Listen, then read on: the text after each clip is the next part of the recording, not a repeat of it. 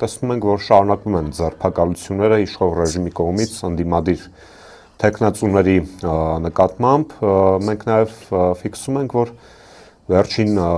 օրերին տեղ ունեցավ այսպես կոչված քաղաքացու օր միջոցառումը, որտեղ փորձ էր արվում քարոզչական առումով տպավորություն ստեղծել, որ իբրև թե հասարակությունը աջակցում է գործող ռեժիմին, սակայն մենք նաև փաստում ենք, որ դա իրականում ընդհանուր քարոզչական փորձ էր։ Ըստ ձեզ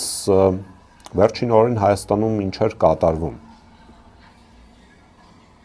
Սա ևս մեկ հայտարարակ պարտություն էր այս ռեժիմի համար։ Առաջինը պարզվեց, որ այդ ձրի խորովածի խոստումները հերթական սուտն էին։ Մարդիկ եկել էին եւ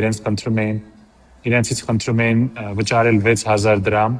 ամեն մսի կտորի համար, որը փաստորեն մոտավորապես $14 է, որը Միացյալ Նահանգներում դուք կտայիք ռեստորանում, եթե ստեյք ուտեիք, այդ նույն գինն էր։ Այսինքն անգամ այս հարցով մարդկանց խաբեցին։ Երկրորդը, այս ռեժիմը ասում է, որ նրանք վստահ են, որ ունենան մեծամասնություն